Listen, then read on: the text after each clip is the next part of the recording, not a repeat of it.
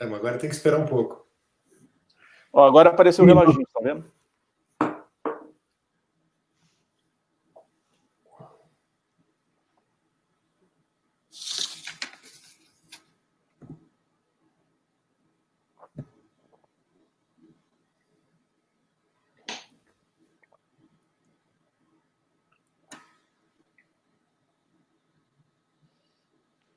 Olá, sejam muito bem-vindos à primeira live da BIO, Brazilian Information Oncology. É um grande prazer estar aqui com vocês para a gente discutir as atualizações da ASCO 2020, esse grande evento, e trazer todas as aplicabilidades clínicas dos grandes estudos apresentados para o dia a dia do nosso consultório. Olá, eu sou Adriano Gonçalves e Silva. E a gente vai dividir essa live em 2 dias. Então, hoje, nós 6 iremos discutir os principais estudos em gastrointestinal, em gênito urinário e, por último, em pulmão.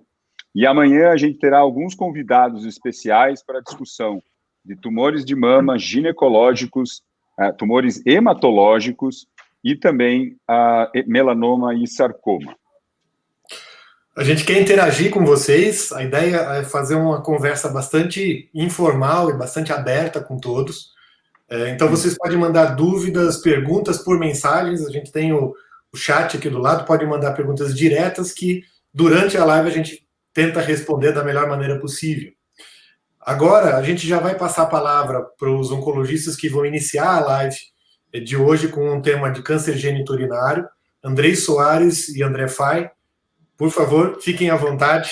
Temos 20 minutos para falar de gênito urinário. Legal, gente. Andrei Soares. Vou falar um pouquinho com o meu grande amigo André Fay sobre os principais destaques e o que pode mudar no consultório a partir de amanhã, ou na verdade até hoje, quem estava atendendo, nos trabalhos de tumor gênito urinário.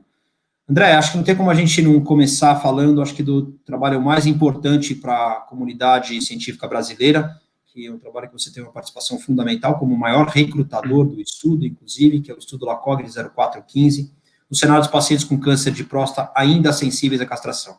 Dá um panorama para a gente, André, e fala o que isso pode trazer em termos de prática, no sentido de que muda para amanhã, ou que realmente a gente deve estudar um pouquinho mais para a gente trazer isso para o dia a dia. Bom, André, esse, de fato, né, um super orgulho para todos nós e é uma grande realização aí de todos os pesquisadores brasileiros, e faço aqui um agradecimento à liderança do Dr. Fernando Maluf. E esse é um estudo, na verdade, que tentou avaliar a possibilidade do uso de novos antiandrogênios ou novos agentes hormonais, antiandrogênios de nova geração, sem a presença da castração. Então, esse é um estudo que tem 3 braços: o braço padrão, de terapia de deprivação androgênica mais abiraterona versus apalutamida monoterapia e apalutamida mais abiraterona, esses 2 braços sem a presença da castração. Esse é um estudo não comparativo, que teve como o endpoint, como desfecho primário, a redução do PSA abaixo de 0,2 em 24 semanas. Então, na verdade, o que a gente quis aqui e o que a gente viu é que grande parte dos pacientes conseguiram ter uma redução significativa de PSA, mas a apalutamida não atingiu o limite pré-definido para uma significância estatística. Então, apesar de um bom controle de doença e de uma redução significativa do PSA, nós não observamos alterações em qualidade de vida, apesar de a gente observar que o braço que usou a apalutamida monoterapia manteve níveis elevados de testosterona. Então, o que eu acho que, de fato, esse estudo traz é uma grande possibilidade e levanta uma hipótese, reforça uma hipótese de que talvez uma população específica de pacientes possa ser tratado sem a castração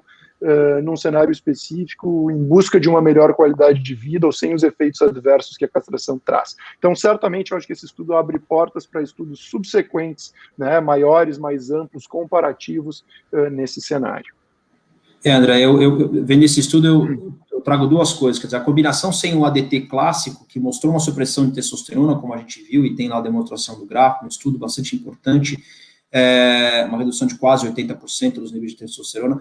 A gente viu que, eventualmente, para esses pacientes, a gente pode esperar a longo prazo, se eventualmente a ausência do ADT é que pode ter algum impacto em relação a tanto qualidade de vida ou até fenômeno cardiovascular, ou se basicamente a testosterona tem um pouco de importância nisso.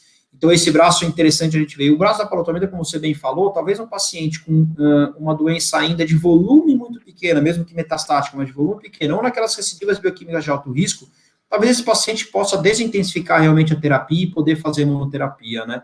Acho que isso é bastante interessante. Trazendo um pouquinho, que nem foi tão destaque, mas os 3 estudos em não metastático resistente à castração, Spartan, Prosper e o estudo com darolutamida, o que isso, na verdade, trouxe ou não de diferença dessa atualização para o dia a dia do consultório, André? André, eu considerei esses estudos bastante importantes, talvez não estudos practice changing, né, porque de alguma forma eu acho que nós já vínhamos de alguma forma utilizando essas medicações nesse contexto, mas eu acho que os dados de sobrevida global reforçam bastante a utilização dessas medicações nesse cenário.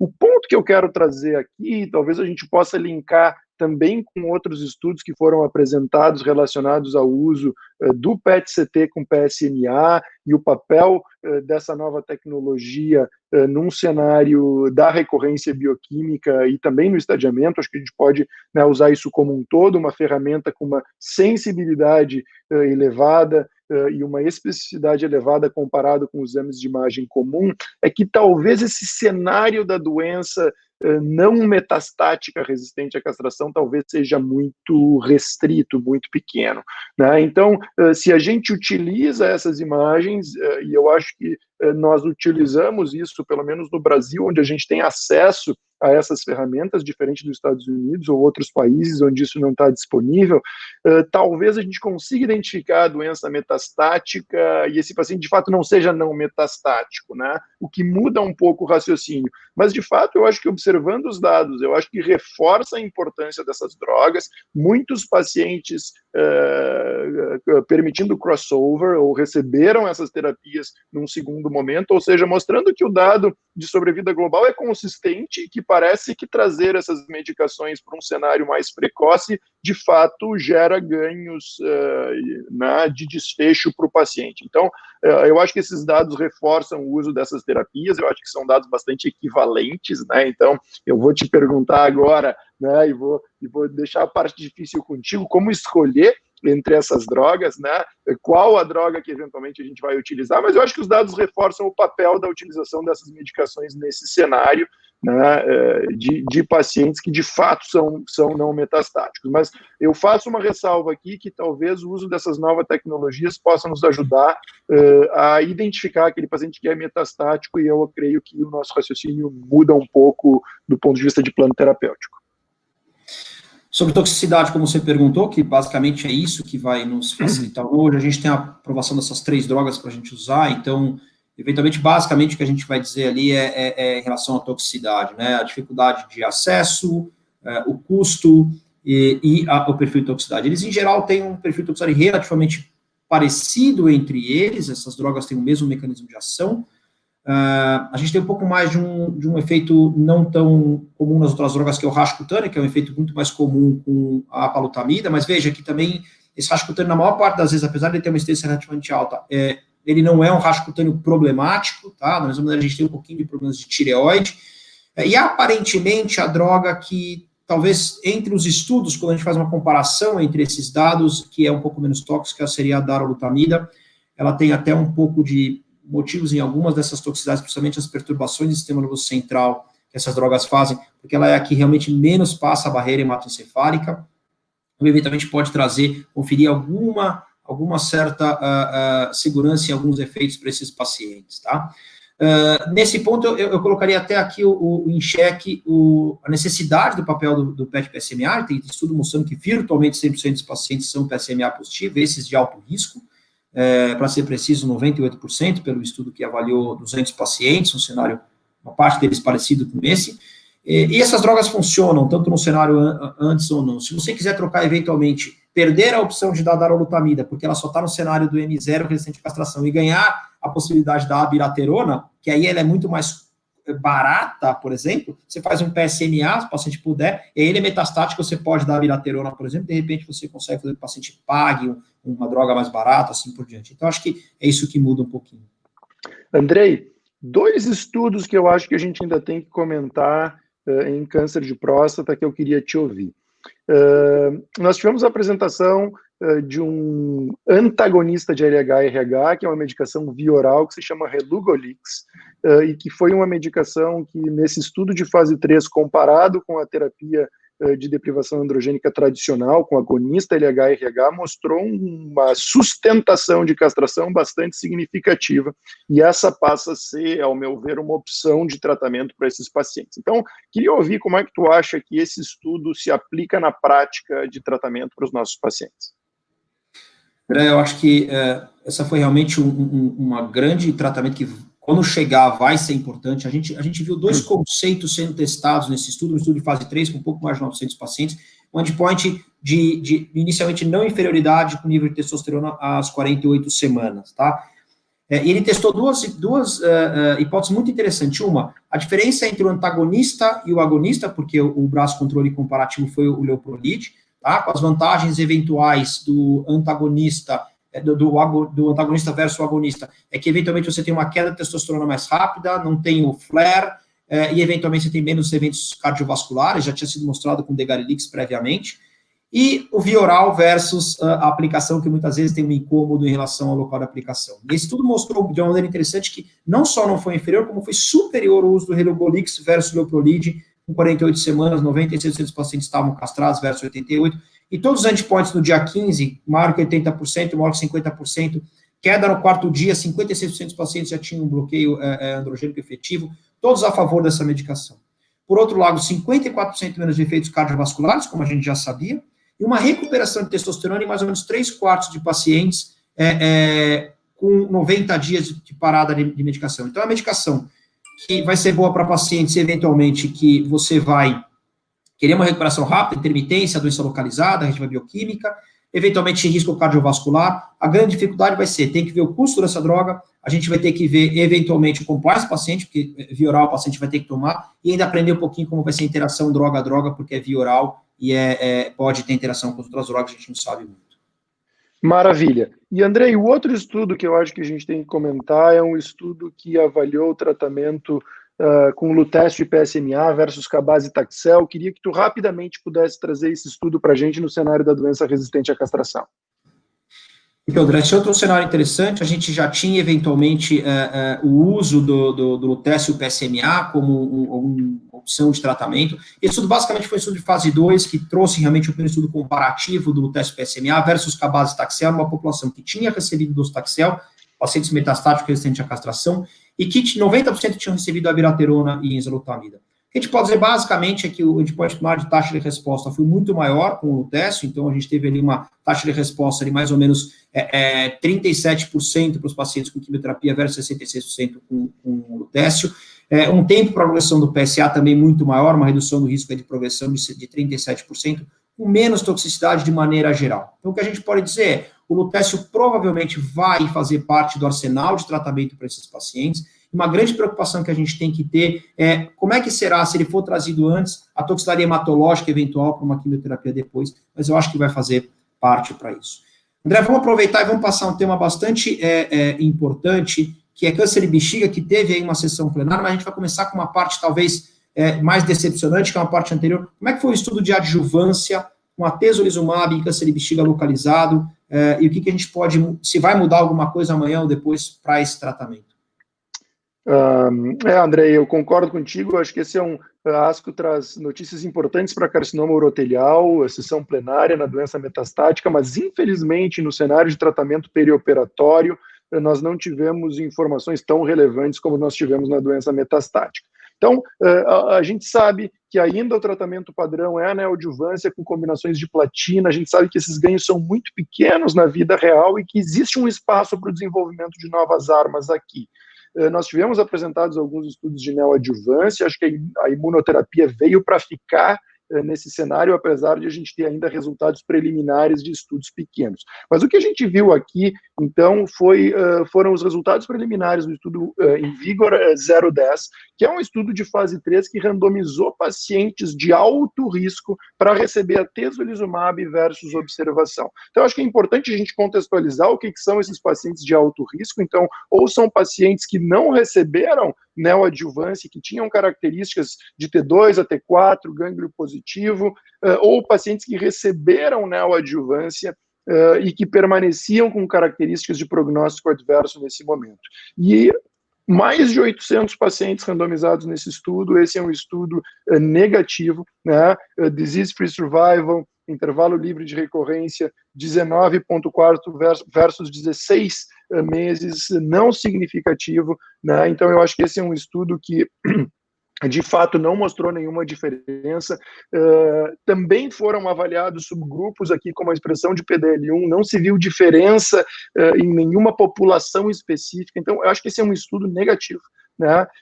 E que de fato faz com que a gente não possa recomendar ainda ou fazer nenhuma, ou tirar nenhuma conclusão específica de atezolizumab no cenário de doença, no cenário da doença adjuvante, né? No cenário adjuvante da doença do câncer de bexiga. Legal, e aproveita e traz para a gente então o bom motivo, quer dizer, depois de 30 anos, uma novidade trazendo um benefício realmente positivo para os pacientes com câncer de bexiga metastático em primeira linha. O que a gente viu, André? Bom, André, então, assim que foi aprovado ou não?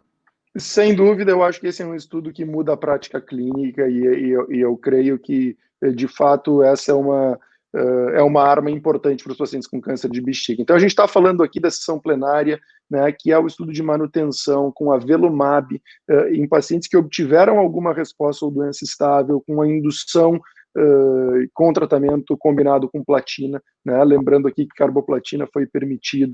E o que a gente viu aqui foi um ganho importante de sobrevida global, 21 meses versus 14 meses para aquele grupo de pacientes não submetido à manutenção, né, com ganhos de sobrevida livre de progressão e com 61% dos pacientes vivos em 18 meses, o que eu acho que é um ganho bastante significativo em pacientes que têm uma doença bastante agressiva. Então, eu acho que esse é um estudo positivo, acho que é um estudo que muda a prática clínica. Obviamente que esse estudo traz uma série de discussões que a gente precisa ter no cenário de primeira linha, né, de se eventualmente isso poderia ser algo, né, se esse paciente poderia iniciar a imunoterapia ou retardar o início da imunoterapia, e uma série de discussões surgiram aqui, inclusive nas redes sociais, mas eu acho, Andrei, a minha impressão é que esse estudo é um estudo que muda a prática clínica, que os pacientes se beneficiam, sim, independente do subgrupo, né? Então a análise de subgrupo mostrou uma consistência, apesar daqueles pacientes né, que eventualmente não expressam PDL1 ou que têm doença visceral, talvez não terem um benefício tão importante com essa terapia. A impressão que eu tenho, queria também fazer essa pergunta para ti, é que esse estudo muda a nossa prática clínica. Eu acho que essa talvez foi o estudo mais importante, com certeza, de toda a GU. Acho que muda, André, concordo plenamente. Eu até arrisco aqui a colocar como é que eu faria o tratamento do paciente de primeira linha, pensando no cenário hoje do paciente, do avelumab aprovado nessa indicação. Eu acho que a gente perde um pouco a necessidade de fazer a avaliação de PDL1 para esses pacientes, e a gente perde um pouco a necessidade de fazer a avaliação, entre aspas, de escolha de terapia versus quimio-imuno em quem é elegível e inelegível. O estudo colocava pacientes elegíveis e inelegíveis. Eu acho que o tratamento passa a ser combinação de quimioterapia com platina, e para os pacientes com doença estável, respostas, esses pacientes devem receber avelumab de manutenção. Acho que esse passa a ser o tratamento, a gente perde um pouco a necessidade de discutir e usar um estudo de fase 2, inicialmente, 2 estudos de fase 2 com pembrolizumab ou atezolizumab, e os dados ainda incompletos do InVigor, mostrando apenas ganho de sobrevida de progressão, ainda não sei se sobrevida global, para combinação em primeira linha. Então, acho que hoje seria a minha opção para esses pacientes se eu tivesse essa droga em mãos. Rapidamente, Andrei, eu queria trazer 2 comentários muito rápidos sobre câncer renal, né? A gente poderia ficar discutindo muito tempo aqui, mas acho que é importante a gente destacar as atualizações do Keynote 426, né? Onde os dados de pembrolizumab e axitinib foram reforçados, ganho de sobrevida global, mas ainda com a controvérsia na população de risco favorável, né? Onde talvez a gente ainda fica com a dúvida se esses pacientes precisam receber tratamento combinado, né? Então, eu acho que fica essa dúvida aqui. E o outro estudo em rim que é importante, que eu só não gostaria de deixar de citar, foram 3 estudos que avaliaram o papel do ipi/nivo depois de imunoterapia isolada, de monoterapia, ipi/nivo pós-nivo, né, que mostrou que a adição de ipilimumab ou da combinação de ipi/nivo em pacientes previamente tratados com imunoterapia não parece converter em respostas significativas, com taxas de respostas girando entre 4% a 10%, o que eu acho que fica uma recomendação de que usar ipi/nivo não parece ser uma alternativa após o uso de imunoterapia. Então, gostaria de te ouvir para que a gente possa, então, finalizar nossa discussão de GU e trazer de volta os nossos colegas à mesa. André, acho que é muito pertinente os teus pontos, uma preocupação sobre a população de risco favorável, mas eu ainda acredito que, apesar desse hazard ratio ter pulado para 1,06 nessa análise, eu ainda acho que esses pacientes devem estudar, devem usar o tratamento combinado, principalmente com os dados que você disse de imunoterapia não serem tão bons, inclusive com redução de resposta completa. A gente não pode esquecer que a análise de resposta completa nessa população foi de 11%, né, com pembro e axe. Então, eu ainda recomendo na população de risco favorável o uso de combinação. A gente pode tirar de conclusão dos outros estudos que você falou, junto com o Titan, que foi mostrado na ESMO, é que imunoterapia como monoterapia em primeira linha ainda não deve ser feita, enquanto a gente não tem um bom biomarcador, a gente perde muito em termos de taxa de resposta, principalmente resposta completa, e que ipilimumab no cenário de pacientes que não responderam ou que progrediram não é uma boa alternativa, uma boa estratégia para fazer, enquanto a gente não tiver dado clínico adequado. Bom, André, eu queria muito agradecer a discussão, é uma pena a gente ter pouco tempo, acho que a gente pode trazer isso em outros momentos. Eu queria chamar os nossos amigos, o André Sassi e Fernando Monteiro Sabino, para discutir um pouquinho agora os dados de gastrointestinal da ASCO, e espero vocês na próxima live amanhã também. Obrigado, gente. Olá, boa noite a todos. Olá, que é André Sassi, obrigado por estar aqui. Queria avisar que nos próximos 20 minutos, eu e meu amigo André Sassi vamos conversar um pouquinho sobre o que de mais relevante teve no ASCO sobre tumores gastrointestinais e o que pode impactar aí no nosso dia a dia, que eu acho que é a mensagem mais importante. Sassi, eu queria começar trazendo, obviamente, não poderia ser diferente, o estudo que foi plenária no ASCO, né, que é o Keynote 177, que avaliou para a gente uma imunoterapia no câncer coloretal em primeira linha, nos pacientes com instabilidade microsatélite, né? Então, era um estudo de fase 3 randomizado, né? Nos pacientes com braço experimental de pembrolizumab a cada 3 semanas, versus braço padrão de quimioterapia com cetuximab ou bevacizumab, né? O que esse estudo trouxe para a gente, Sassi? Eu acho que esse foi um estudo que muda a nossa prática clínica, sim. Eu acho que vai levar à aprovação de pembrolizumab nessa indicação em breve no Brasil. A gente espera essa aprovação para poder realmente mudar a nossa prática clínica de rotina do nosso consultório, mas eu acho que essa é uma população que, apesar de ser pequena, dependendo da população, é de 5% a 10% da população dos pacientes com câncer coloretal metastático, mas é uma população que estava desassistida de todas as terapias-alvo hoje. Então, a gente acabava utilizando bevacizumab ou cetuximab de acordo com lateralidade ou de acordo com algumas características clínicas dos pacientes, mas claramente esses pacientes respondiam mal, eles não eram os pacientes ideais para a quimioterapia. E esse estudo mostrou realmente que pembrolizumab foi superior à quimioterapia em primeira linha. Então, os pacientes que têm instabilidade microsatélite, essa é uma recomendação formal, inclusive com benefício em sobrevida global. Eu acho que, de novo, isso traz uma mudança para a prática clínica. Eu queria devolver a pergunta para você, se você acha que para todos os pacientes isso vai ser indicado, a força da recomendação vai ser tamanha que para todos os pacientes com instabilidade você indicaria nessa situação. Então, Sassi, eu também concordo, é um estudo extremamente importante, muito tempo que a gente não via um estudo, um tratamento em primeira linha conseguir superar a quimioterapia, então se é possível como tudo caminha na oncologia, a gente conseguir selecionar qual o paciente para o tratamento. Então, o fato de ter estabilidade microsatélite permitiu isso. O que me preocupou um pouquinho no dado do estudo é em relação à progressão de doença. Apesar do estudo ter sido positivo para a sobrevida livre de progressão, a gente percebe que os pacientes no braço de pembrolizumab, né, tiveram 2,5 vezes mais progressores, ou seja, aqueles pacientes que não respondem, eles progridem rapidamente. Então, isso me preocupa um pouco. Talvez a gente pegar aquele paciente nosso no consultório que esteja muito doente, onde provavelmente uma progressão pode ser o fim da linha do tratamento para ele. Talvez para esse paciente, talvez a gente ainda possa ser que considere fazer a quimioterapia para evitar essa progressão rápida à primeira linha de tratamento, né? Quem sabe no futuro a gente não tenha um desenho de um estudo que tenha mais um braço que seja a quimioterapia com a imunoterapia, talvez para a gente não permitir essa rápida progressão dos pacientes. Bom, seguindo ainda, a gente tem ainda no cenário coloretal a atualização do estudo Beacon, né, André? O que você traz para a gente da atualização do estudo Beacon? Bom, o estudo Beacon ele tinha estudado a combinação tripla de binimetinib com encorafenib mais cetuximab para pacientes que tinham progredido à primeira linha de quimioterapia, com BRAF mutado em câncer coloretal. E a atualização desses dados, na verdade, mostrou que o binimetinib talvez não é importante nessa população.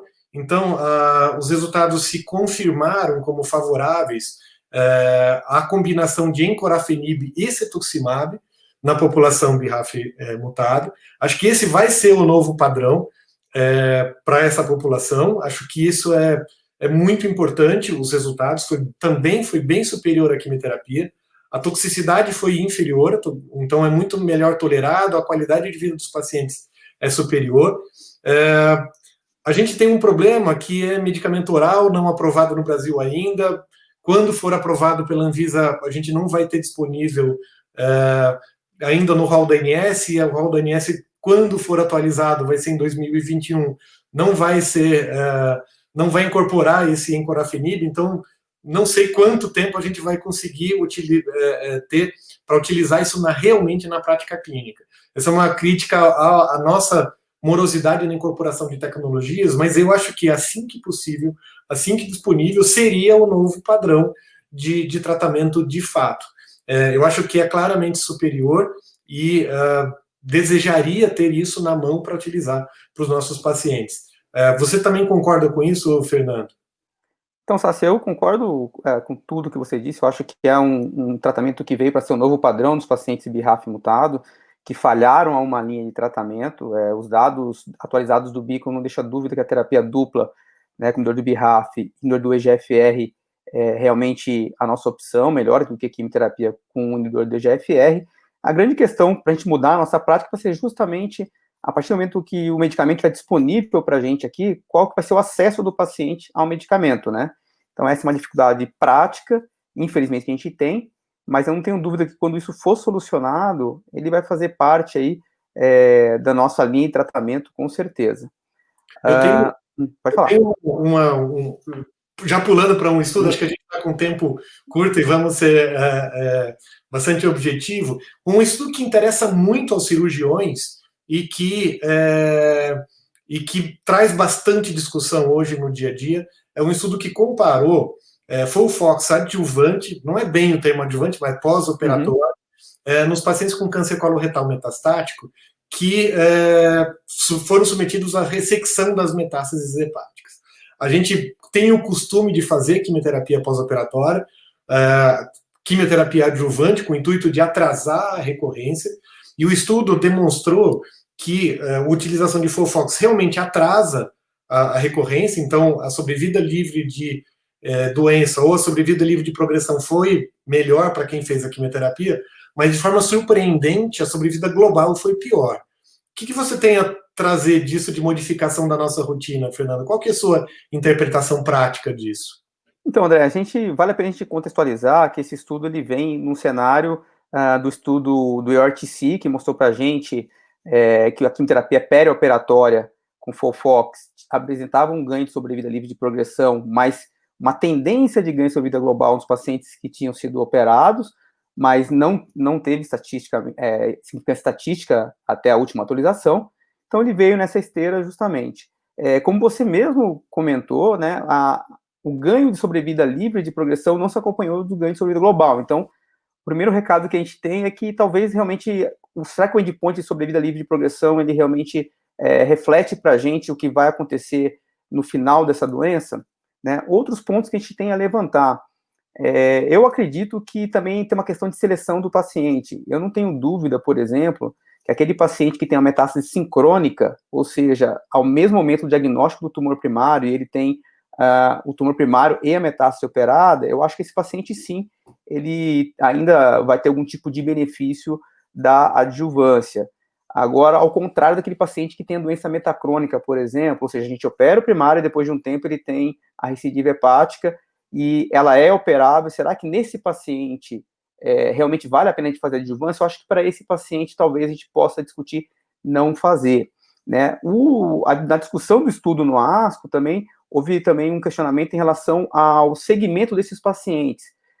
Houve um questionamento sobre a não identificação de possível doença pelos exames radiológicos e pela equipe da radiologia, em pacientes que talvez já tivessem tido a recorrência, talvez esse ganho de sobrevida livre de doença não tenha sido tão expressivo. Quer dizer, levanto as hipóteses, eu acho que botando a nossa prática hoje, eu acho que traz um dado a mais para a gente discutir, talvez, qual realmente é o papel da adjuvância no tratamento da recidiva da metástase hepática metacrônica e não sincrônica. Não sei se você pensa também dessa maneira. Eu acho, Fernando, talvez o que mais o estudo que mais me fez pensar nessa ASCO foi esse, querendo entender por que isso acontece, por que esse desbalanço de sobrevida livre de doença com sobrevida global. Eu acho que o que você falou é a minha interpretação. Eu acho que é um problema estatístico muito grande do estudo, talvez um tempo de segmento maior seja interessante. Os pacientes que recidivam após a utilização de FOLFOX, por exemplo, a gente sabe que eles têm um prognóstico talvez pior, são os pacientes que recidivam mais rápido, eles não têm tantas linhas a fazer na sequência, talvez já tenham um pouco de neuropatia residual, então eles têm menos opções de tratamento, e eu acho que um tempo maior de acompanhamento vai ser importante. O Ricardo até mandou uma mensagem para a gente aqui, isso, tô vendo aqui, falando sobre o problema estatístico mesmo, a questão do poder estatístico. Talvez um tempo de acompanhamento maior seja importante, talvez uma meta-análise dos dados, combinando os estudos com desenho parecido, também ajude a responder de alguma forma essa pergunta.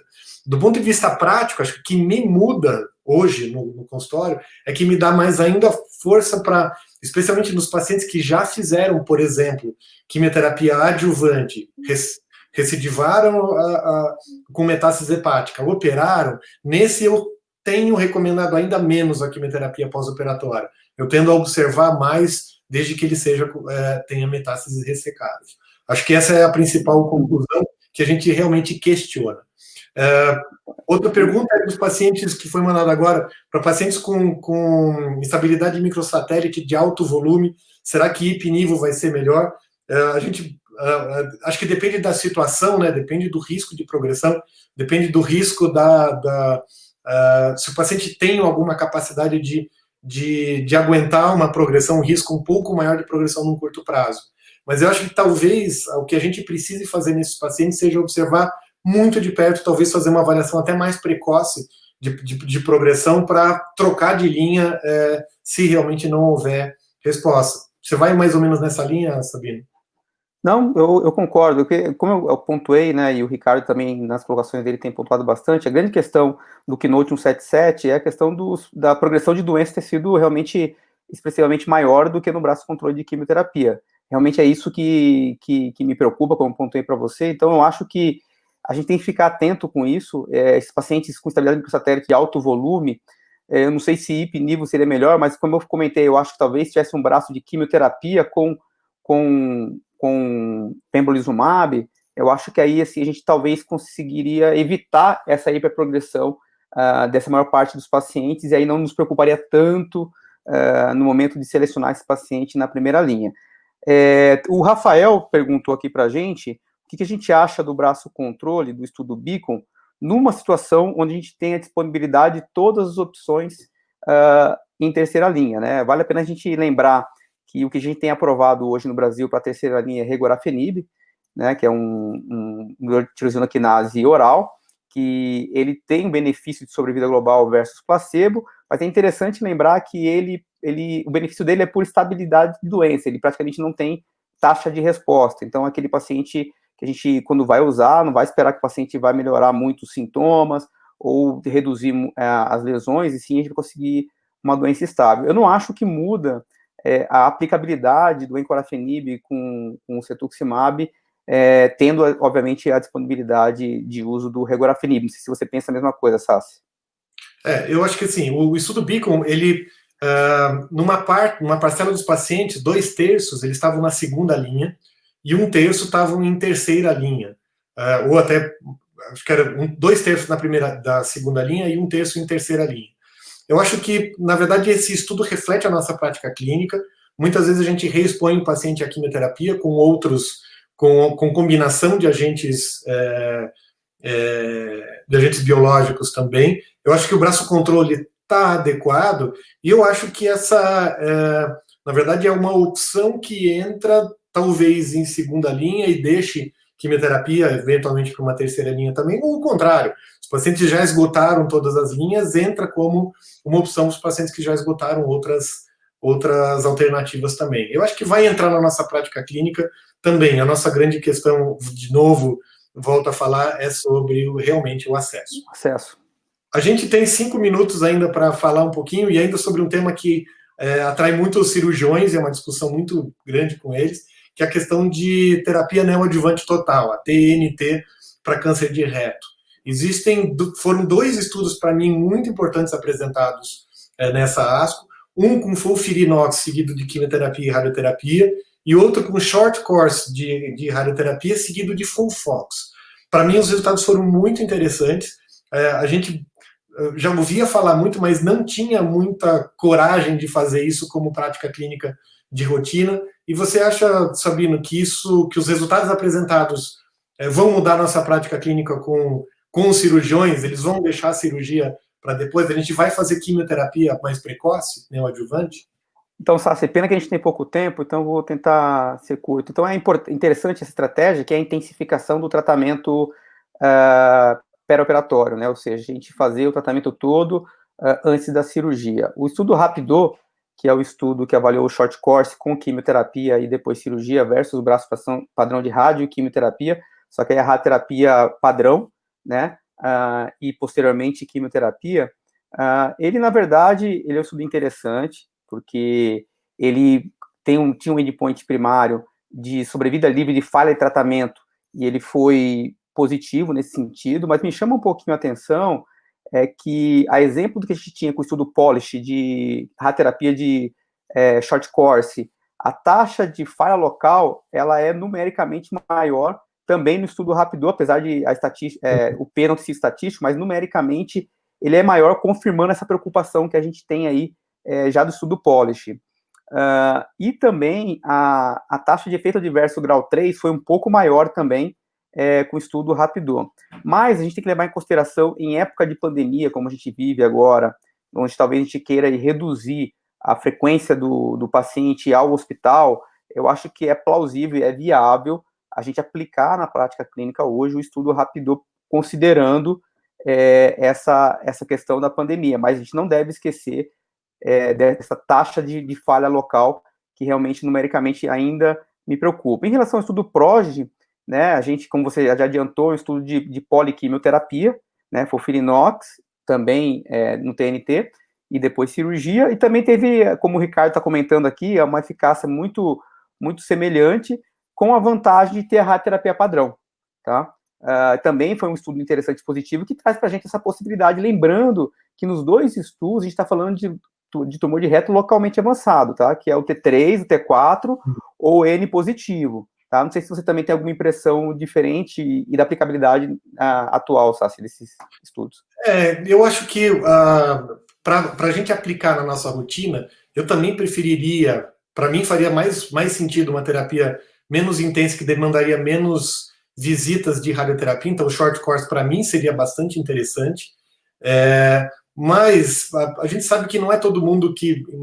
Não são em todos os serviços que estão prontos para aplicar o short course, não é em todo lugar que existe a disponibilidade e até a questão de habilidade do radio-oncologista em colocar em prática, apesar de eu imaginar que, do ponto de vista técnico e de necessidade de equipamentos, de planejamento, isso não seja tão complexo. Mas eu acho que abrem as possibilidades, e eu acho que a eficácia das duas alternativas, ou FOLFIRINOX seguido de quimioterapia e rádio, entre aspas, convencionais, ou short course com quimioterapia, acho que as duas estratégias podem ser bastante interessantes. Eu acho que FOLFIRINOX às vezes é muito agressivo para o paciente, eu tendo a entender que eventualmente o FOLFOX seria já justificável, e eu acho que seria uma boa prática para os nossos pacientes. Como nessa época de coronavírus ainda, a gente vê uma diminuição do acesso aos hospitais, da disponibilidade de UTI para o pós-operatório, talvez ainda mais isso mude hoje a prática clínica dos cirurgiões na nossa rotina. A gente ainda teria para discutir, eventualmente, alguns estudos em câncer de pâncreas que compararam FOLFIRINOX com gemcitabina e paclitaxel, por exemplo, abordagem perioperatória, mas a gente está esgotado no tempo. Estouramos o tempo. E mudou mesmo a nossa prática clínica foi em câncer coloretal. A ASCO, para o restante, consolidou um pouco de conhecimentos gerais. Eu não sei se essa é a sua interpretação, se a gente já pode seguir com a próxima live, Fernando. Não, a minha opinião é essa. Eu acho que a grande mudança realmente foi em colo retal. Eu acho que os estudos de pâncreas são importantes. Eu quero deixar aqui, vou furar um pouquinho o protocolo da Renata, e deixar aí que, se vocês quiserem que a gente comente sobre os trabalhos de pâncreas, mande os e-mails para a gente, quem sabe, programa uma nova live só para acabar essa parte de tumores gastrointestinais. Se o Sassi concordar, eu sei que ele vai concordar. Sim, estamos à disposição. A gente segue em frente, né? Segue em frente para discutir agora também 20 minutos de câncer de pulmão com os nossos colegas Adriano e Igor. Adriano, fique à vontade. A live aqui, lá. Obrigado, André. Olá Vamos a todos. lá, Igor. Olá, meu nome é Igor Morbeck, e a ideia é que agora, nesse último módulo dessa live, a gente coloque em perspectiva os dados mais relevantes apresentados na ASCO esse ano em câncer de pulmão, né? E com isso, eu conto aqui com o especialista, o Dr. Adriano Silva, e nós vamos começar colocando em perspectiva os dados da doença mais localizada, eventualmente passando para a doença metastática, depois voltando para a doença loco-regional, em vários cenários diferentes de doença. Adriano, mais uma vez, câncer de pulmão foi uma peça importante na ASCO, né? Felizmente, a gente tem visto mudanças acontecerem nos últimos anos de maneira muito positiva e que muito impactam na sobrevida dos pacientes. E esse ano não foi diferente. Eu queria que você comentasse 2 estudos relevantes, um deles, inclusive, em plenária, sobre o tratamento adjuvante em câncer de pulmão. É isso aí, Igor. É impressionante como o câncer de pulmão mudou nos últimos anos, né?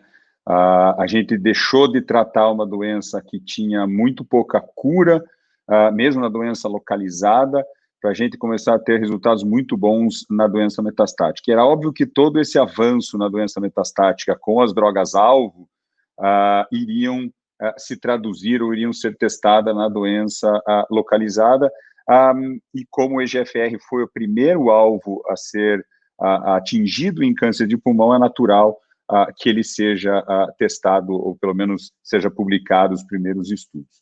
Então, lembrando que a adjuvância em câncer de pulmão não pequenas células, a quimioterapia traz um benefício aí de 5 a 10% dos pacientes, em diversos estudos e diversas meta-análises, principalmente na doença estadio 2, estadio 3, ou seja, doença com linfonodos positivos. Contextualizando um pouco, o estudo CITONG, que é um estudo oriental que foi publicado na ASCO, foi apresentado na ASCO em 2017, foi o primeiro estudo publicado com essa intenção, testou gefitinib por 2 anos contra a quimioterapia. Na época, esse estudo foi bastante questionado, porque, até do ponto de vista ético, por não oferecer quimioterapia no braço de pacientes que recebeu gefitinib, e nessa época na época da apresentação, mostrou um benefício de sobrevida livre de doença para o grupo de gefitinib, e agora, nesse ano, a gente teve uma atualização desse estudo principalmente no ponto de vista da sobrevida global. E, infelizmente, o estudo foi negativo para o grupo Intention to Treat, mostrando aí um hazard ratio de 0,99, apesar da sobrevida livre de doença ser positiva, 30 meses contra 19 meses, com hazard ratio de 0,56. A sobrevida em 5 anos foi muito próxima, 53% dos pacientes estavam vivos após 5 anos no braço de osimertinib e só 51% no braço de quimioterapia. Então, com isso, o estudo ADAURA foi apresentado esse ano em plenária, com uma expectativa muito maior, né? Então, a gente está falando do uso de osimertinib, que é uma droga que a gente sabe que já foi aprovada em primeira linha na doença metastática, com benefício de sobrevida global, quando comparado ao gefitinib ou a erlotinib nessa situação. Quando a gente vai falar de adjuvância, é muito interessante, né, Igor, o que a gente quer na adjuvância, né? Então, obviamente, a gente quer curar mais pacientes, então a gente quer que pacientes que tenham benefício de sobrevida, mas a gente quer uma medicação também que seja fácil de tolerar, uma medicação que não tenha tanto efeito colateral, e com isso o osimertinib tinha uma promessa muito grande, porque a gente sabe que a tolerância do osimertinib é muito maior do que com o osimertinib. Então, o estudo ADAURA randomizou pacientes de estadio 1B, 2 e 3 a receberem osimertinib por 3 anos, comparado a placebo. Nesse estudo, diferente do CITONG, ele possibilitou os pacientes a receber quimioterapia. Então, 55% dos pacientes receberam quimioterapia nos 2 braços e foram randomizados. E o desfecho principal desse estudo foi a sobrevida livre de doença nos estadios 2 e 3, com desfechos secundários que provavelmente a gente vai ouvir um pouco mais no futuro. E o estudo, então, confirmou as expectativas, e foi um estudo positivo, com dados impressionantes, com a redução do risco de recidiva ou morte de 79%, ou seja, um hazard ratio para toda a população de 0,21, na população estadio 2 e 3 até um hazard ratio de 0,17. A sobrevida livre de doença em 3 anos foi de 80% para quem fez osimertinib, contra 28%. Se a gente for comparar aos dados de sobrevida de 3 anos do CITONG, ele era 34% apenas. Então, são dados muito impressionantes. Eu sei, a gente conversou antes, né, Igor? Eu acho que você também concorda que os dados são muito impressionantes. É verdade, Adriano. Eu acho que esse estudo impacta de maneira significativa e não há dúvida que é um novo padrão, em que pese toda a questão acesso e custo, que não é exatamente o objetivo dessa análise aqui. Bom, eu vou passar rapidamente, então, para a doença metastática, destacando algumas apresentações. Inicialmente, claro que a imunoterapia em câncer de pulmão é, sem dúvida nenhuma, aquilo que mais impactou em termos de sobrevida nos últimos anos na doença metastática. Dessa forma, eu vou falar rapidamente sobre o estudo Checkmate 227. É um estudo complexo, eu não vou aqui detalhar o desenho desse estudo, mas a parte 1 desse estudo, que foi uma avaliação de 3 braços, onde combina nivo e ipilimumab versus cisplatina, quimioterapia baseada em platina, ou nivolumab de maneira isolada. Esse estudo já vinha sendo previamente publicado e apresentado, e o que nós temos hoje na ASCO foi uma atualização há 3 anos da sobrevida desses pacientes. E a notícia realmente é muito boa, tá? Depois de um segmento de aproximadamente 43 meses, para aquela população de pacientes que expressam PDL1 em mais de 1%, houve um ganho significativo de sobrevida em associação nivo e ipilimumab versus quimioterapia. O hazard ratio desse estudo foi de 0,79, com um P estatístico e uma boa redução do risco de morte a 3 anos, de forma que aproximadamente 1/3 dos pacientes nesse braço da combinação nivo e IP estão vivos em 3 anos. Realmente são resultados que colocam mais um esquema na linha de frente do tratamento de câncer de pulmão.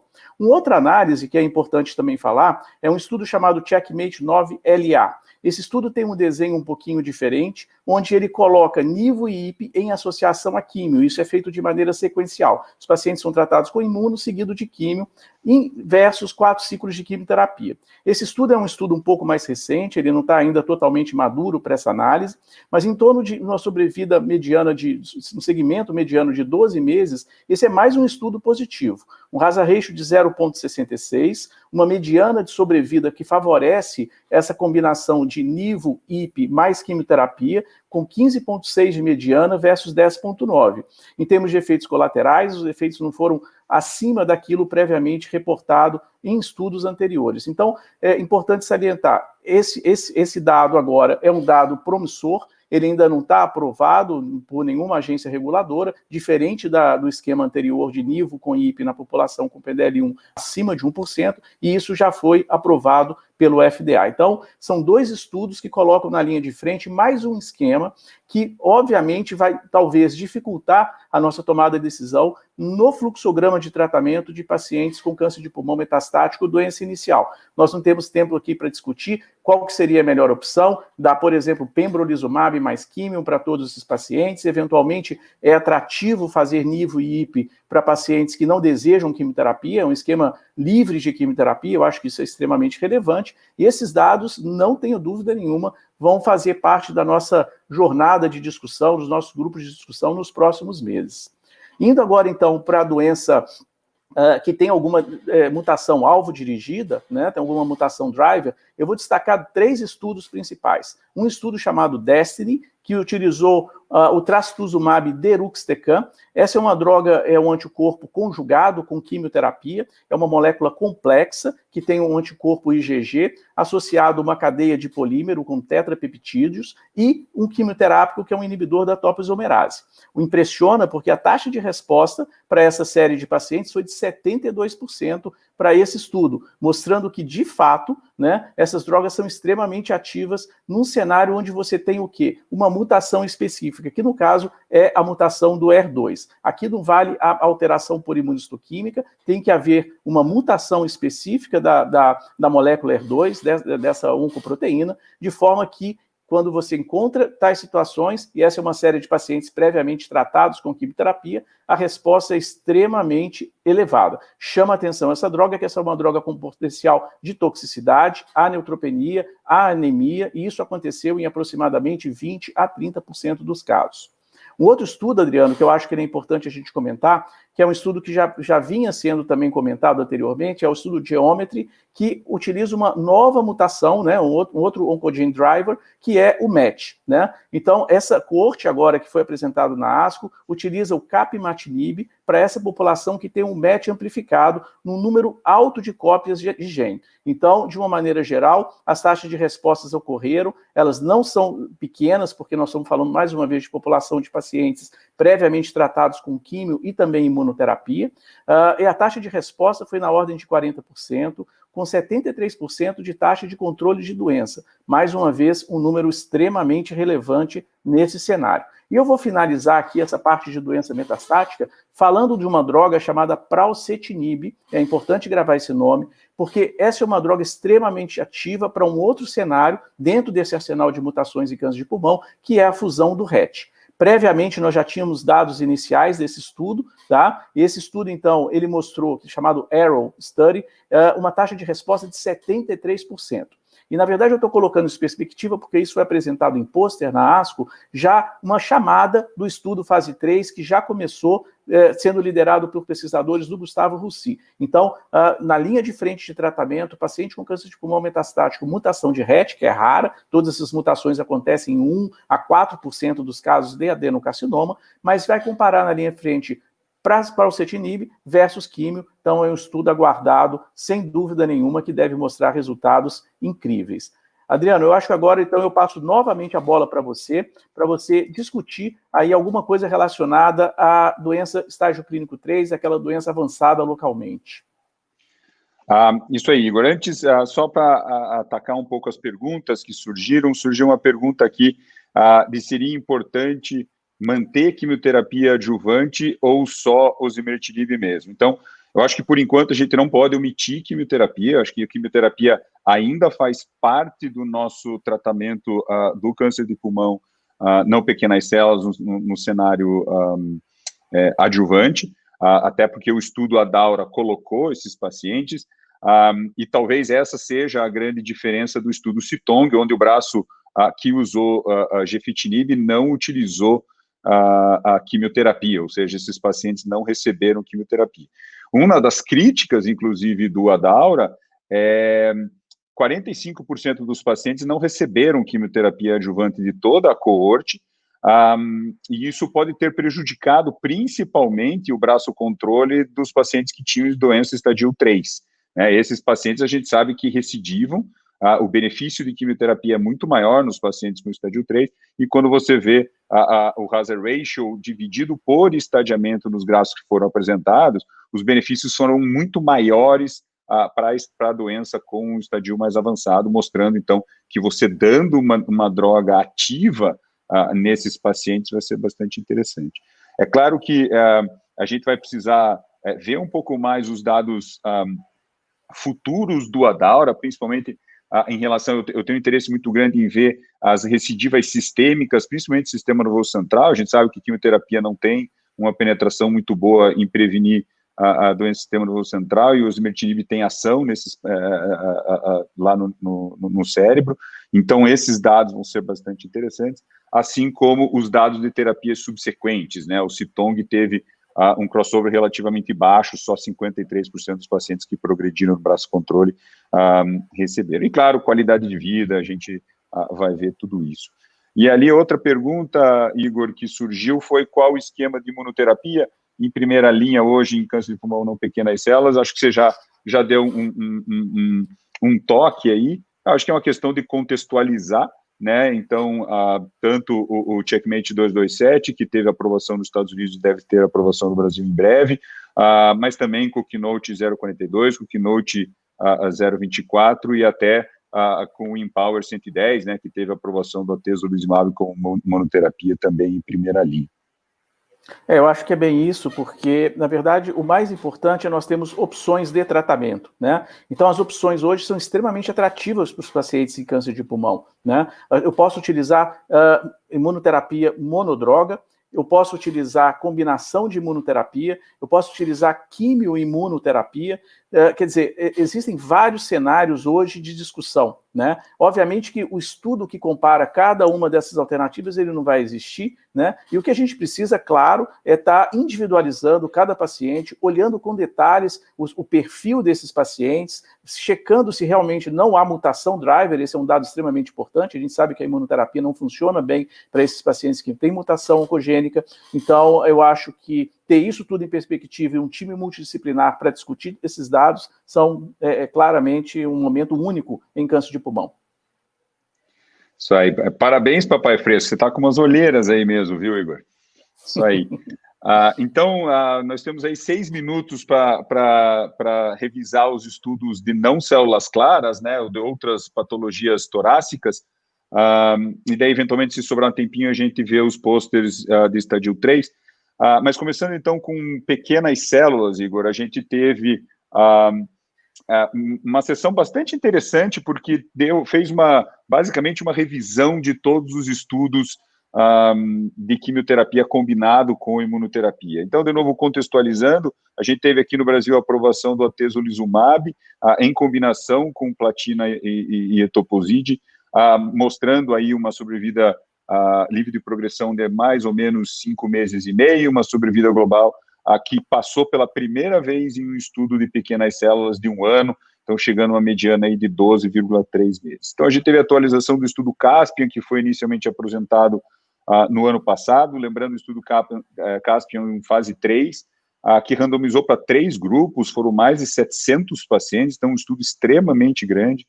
A quimioterapia era o braço padrão, controle, e 2 braços aí combinando ou durvalumab sozinho com quimioterapia, ou durvalumab com tremelimumab com quimioterapia. E o interessante é que esse estudo atualizado mostrou um benefício para a combinação de durvalumab com a quimioterapia, dando aí uma sobrevida global chegando a 13 meses. Então, a gente vai quebrando barreiras em câncer de pulmão pequena célula. O que foi decepcionante é que a adição de um anti-CTLA-4, ele não se mostra benéfico novamente em câncer de pulmão de pequenas células. E se a gente for lembrar a história do ipilimumab com nivolumab em pequenas células, aquele estudo de manutenção foi negativo, e outros estudos mostraram que nivolumab sozinho em pequenas células talvez seja melhor. Então, o papel exato dos anti-CTLA-4 em pequenas células ainda está por se definir.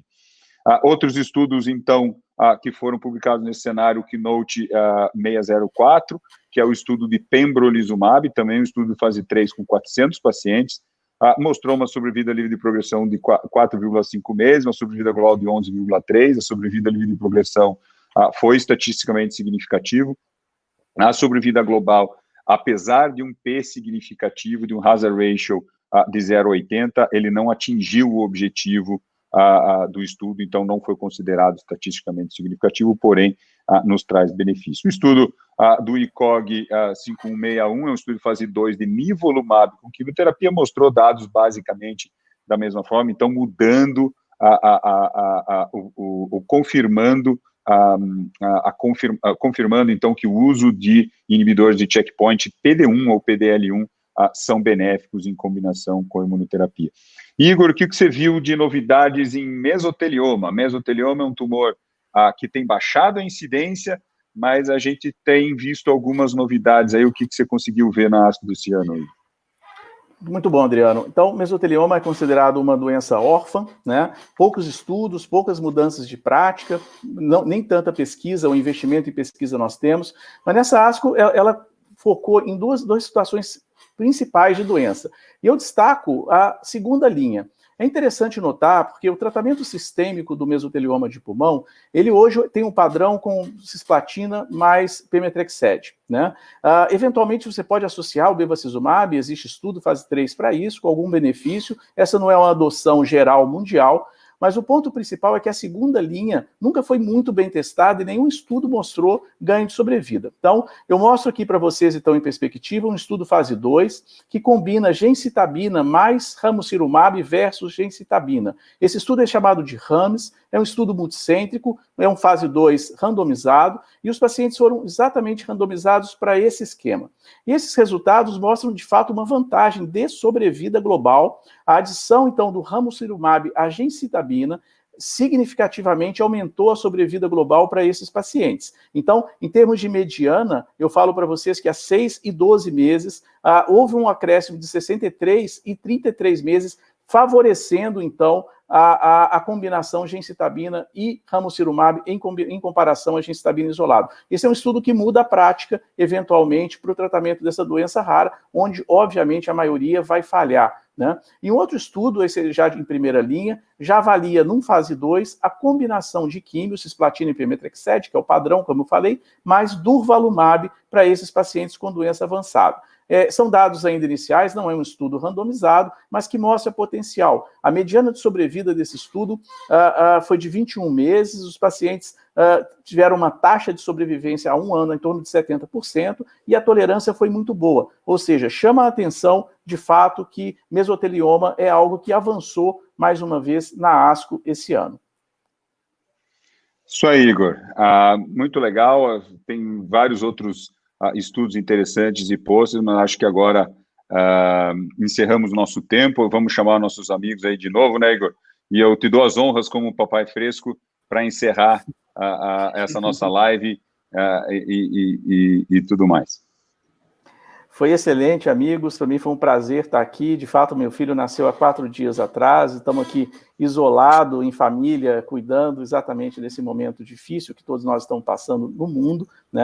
Mas foi um prazer. Eu acho que as discussões foram riquíssimas, vocês foram brilhantes nas respectivas áreas. E eu convido a todos, então, para amanhã, no mesmo horário, nós debatermos, então, nessa segunda live da Bio, outros temas extremamente relevantes, que vão ser ginecologia, melanoma, sarcoma e hematologia. E amanhã, então, nós teremos convidados especialistas, convidados focados nessas áreas, e parte desse grupo aqui vai estar moderando as sessões. Muito obrigado a todos, muito obrigado pela audiência.